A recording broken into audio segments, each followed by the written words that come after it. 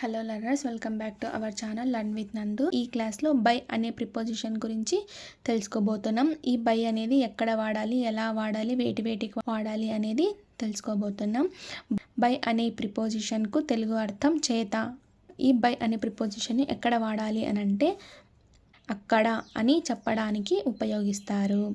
For example, నది అక్కడ. నదిని ఇంగ్లీష్లో ఏమంటారు? రివర్. అక్కడ అంటే బై అనే ప్రిపోజిషన్ వస్తుంది. ప్రిపోజిషన్ అంటే ఏమిటి అని అంటే ఆబ్జెక్ట్కి ముందరగా యూజ్ చేసేది ఈ ప్రిపోజిషన్. సో నది అనేది ఇటు సైడ్కి వస్తుంది, అక్కడ అనేది ఇట్లా ఫ్రంట్ సైడ్కి వస్తుంది.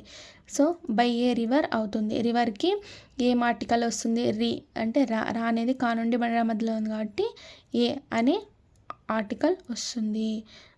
బై ఏ రివర్ అవుతుంది. రైల్వే స్టేషన్ అక్కడ. రైల్వే స్టేషన్ ఇంగ్లీష్లో ఏమంటారు? ట్రైన్ స్టేషన్ అంటారు. అక్కడ అని ఇంగ్లీష్లో ఏమంటారు? బై. సో ఈ రైల్వే స్టేషన్ అనేది ఇటు సైడ్కి వస్తుంది, అక్కడ అనేది ఇటు సైడ్కి వస్తుంది. బై ఏ ట్రైన్ స్టేషన్ అవుతుంది.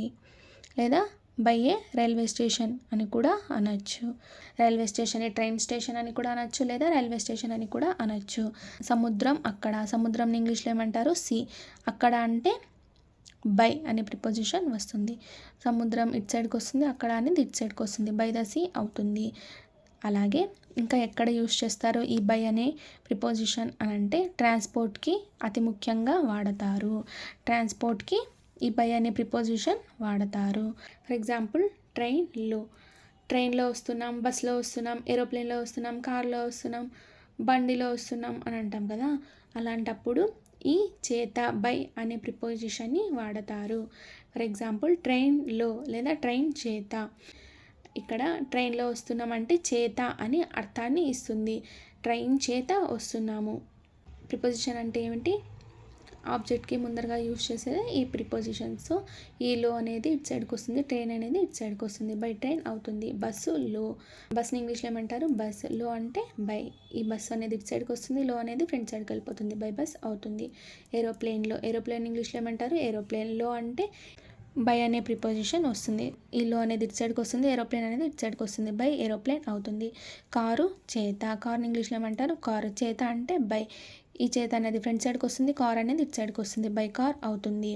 అలాగే ఈ బై అనే ప్రిపోజిషన్ కమ్యూనికేషన్కి కూడా వాడతారు. ఎలా అంటే మెసేజ్ని పంపడానికి, టెలిఫోన్లో మాట్లాడడానికి, పోస్ట్ ద్వారా పంపిస్తున్నాను అని చెప్పడానికి, ఈమెయిల్స్ పంపిస్తున్నాను అని చెప్పడానికి కూడా ఈ కమ్యూనికేషన్కి కూడా ఈ బై అనే ప్రిపోజిషన్ని వాడతారు. సంభాషణలకి కూడా ఈ బై అనే ప్రిపోజిషన్ని వాడతారు. ఎలా అనంటే మెసేజ్ చేత. మెసేజ్ని ఇంగ్లీష్లో ఏమంటారు? మెసేజ్.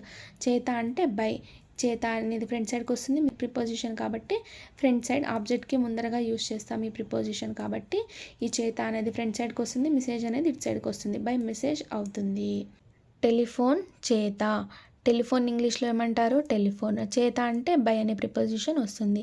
ఈ టెలిఫోన్ అనేది ఇటు సైడ్కి వస్తుంది, చేత అనేది ఇటు సైడ్కి వస్తుంది. బై టెలిఫోన్ అవుతుంది. పోస్ట్ చేత. నేను పోస్ట్ ద్వారా పంపిస్తున్నాను అని అలా అంటాం కదా. సో అలాంటప్పుడు కూడా ఈ బై అనే ప్రిపోజిషన్ వస్తుంది. పోస్ట్ ఇంగ్లీష్లో ఏమంటారు? పోస్ట్. చేత అంటే బై. ఈ చేత అనేది ఫ్రంట్ సైడ్కి వస్తుంది, పోస్ట్ అనేది లాస్ట్కి వస్తుంది. బై పోస్ట్ అవుతుంది. ఈమెయిల్స్ చేత. ఈమెయిల్స్ని ఇంగ్లీష్లో ఏమంటారు? ఈమెయిల్స్. చేత అంటే బై. ఈ చేత అనేది ఫ్రంట్ సైడ్కి వస్తుంది, ఈమెయిల్స్ అనేది ఇటు సైడ్కి వస్తుంది. బై ఈమెయిల్స్ అవుతుంది. అలాగే ఈ బై అనే ప్రిపోజిషన్ పేమెంట్స్కి కూడా, ఖర్చుకు కూడా వాడాలి. డబ్బులు నేను ఫోన్పేలో పంపిస్తాము, గూగుల్ పేలో పంపిస్తాము అని అంటాం కదా. సో ఆ లో అనేది వచ్చినప్పుడు ఈ బై అనే ప్రిపోజిషన్ని వాడాలి ఖచ్చితంగా. పేమెంట్స్కు కూడా ఈ బై అనే ప్రిపోజిషన్ని వాడతారు. ఫర్ ఎగ్జాంపుల్, క్రికెట్ కార్డు చేత. క్రికెట్ కార్డు ఇంగ్లీష్లో ఏమంటారు? Cricket card. చేత అంటే బై అనే ప్రిపోజిషన్ వస్తుంది. చేత అనేది ఫ్రంట్ సైడ్కి వస్తుంది, క్రెడిట్ కార్డ్ అనేది ఇటు సైడ్కి వస్తుంది. బై క్రెడిట్ కార్డ్ అవుతుంది. చెక్ ఇంగ్లీష్లో ఏమంటారు? చెక్. చేత అంటే బై అనే ప్రిపోజిషన్. ఈ చేత అనేది ఫ్రంట్ సైడ్కి వస్తుంది, చెక్ అనేది ఇటు సైడ్కి వస్తుంది. బై చెక్ అవుతుంది. డబ్బుతో. డబ్బుని ఇంగ్లీష్లో ఏమంటారు? క్యాష్. తో అంటే బై. ఈ తో అనేది ఫ్రంట్ సైడ్కి వస్తుంది, డబ్బు అనేది ఇటు సైడ్కి వస్తుంది. బై క్యాష్ అవుతుంది. ఫోన్పేలో పంపిస్తాను అంటాం కదా. ఫోన్పేని ఇంగ్లీష్లో ఏమంటారు? ఫోన్పే. ఆ లోని ఏమంటారు? బై అనే ప్రిపోజిషన్ యూస్ చేస్తారు. బై ఫోన్పే అవుతుంది. ఇంకా ఎక్కడ యూస్ చేస్తామంటే అప్పటికల్లా అని చెప్పడానికి ఈ బై అనే ప్రిపోజిషన్ని వాడతారు. రేపటికల్లా అయిపోతుంది, మన్నాడికల్లా అయిపోతుంది, సాయంత్రం లోపలికల్లా అయిపోతుంది అని యూస్ చేస్తాం కదా. అలాంటప్పుడు ఈ బై అనే ప్రిపోజిషన్ని వాడతారు. రేపటికల్లా రేపటిని ఇంగ్లీష్లో ఏమంటారు టుమారో. కల్లా అంటే బై అనే ప్రిపోజిషన్ వస్తుంది. ఈ కల్లా అనేది ఫ్రంట్ సైడ్కి వస్తుంది, రేపటి అనేది ఇటు సైడ్కి వస్తుంది. బై టుమారో అవుతుంది. ఈ నెల ఆఖరి కల్లా. ఈ నెలని ఇంగ్లీష్లో ఏమంటారు ఎండ్ ఆఫ్ దిస్ మంత్. కల్లా అని ఇంగ్లీష్లో ఏమంటారు బై. ఈ కల్లా అనేది ఫ్రంట్ సైడ్కి వస్తుంది, ఈ నెల ఆఖరి అనేది లాస్ట్కి వెళ్ళిపోతుంది. By the end of this month అవుతుంది. 12 గంటల కల్లా నేను ఈ పని పూర్తి చేస్తాను అని అంటాం కదా, ఆ సందర్భాల్లో కూడా ఆ సిచ్యుయేషన్స్లో కూడా ఈ బై అనే ప్రిపోజిషన్ని యూజ్ చేస్తారు. టైం చెప్పడానికి కూడా ఈ బై అనే ప్రిపోజిషన్ని వాడతారు. అంటే టైం రేపటికల్లా అయిపోతుంది, మొన్నటికల్లా అయిపోతుంది, సాయంత్రం అయిపోతుంది, ఈ నెలకు అయిపోతుంది, వచ్చే సంవత్సరం కల్లా అయిపోతుంది అని అంటాం కదా, ఆ కల్లా అని అయిపోతుంది అని చెప్తాం కదా. సో అంటే కరెక్ట్ చెప్పలేం కానీ ఆ టైం లోపల వితిన్ దట్ టైం లోపల అయిపోతుంది అని చెప్పేటప్పుడు ఈ బై అనే ప్రిపోజిషన్ని వాడతారు. 12 గంటలను ఇంగ్లీష్లో ఏమంటారు 12 PM. అది AM కావచ్చు, PM కావచ్చు. 12 గంటలు ఇంగ్లీష్లో ఏమంటారు 12. కల్లా అంటే బై అనే ప్రిపోజిషన్ యూస్ చేస్తాం. ఈ కల్లా అనేది ఫ్రంట్ సైడ్కి వస్తుంది, 12 అనేది 12 గంటలు అనేది ఇటు సైడ్కి వస్తుంది. బై 12 PM ఆర్ 12 AM లేదా బై 12 అని అనొచ్చు. చివరి తేదీ కల్లా. చివరి తేదీని ఇంగ్లీష్లో ఏమంటారు లాస్ట్ డేట్ లేదా డెడ్ లైన్ అని కూడా అనొచ్చు. కల్లా అంటే బై అనే ప్రిపోజిషన్ని యూజ్ చేస్తారు. చివరి తేదీ కల్లా by dead line date are by last date అని కూడా అనొచ్చు. బై అనే ప్రిపోజిషన్ను ప్యాసివ్ వాయిస్కి చాలా ముఖ్యంగా వాడతారు. ప్యాసివ్ వాయిస్కి కూడా ఈ బై అనే ప్రిపోజిషన్ని వాడతారు.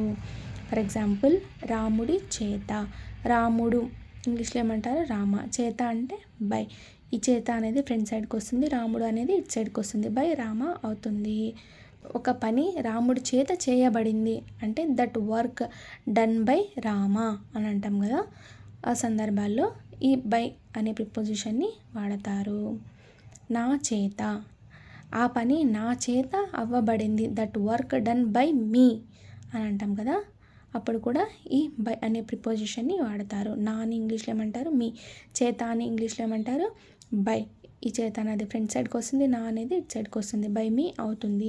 ఆమె చేత. ఆ పని ఆమె చేత అవ్వబడింది అని అంటాం కదా, that work done by her అని వస్తుంది.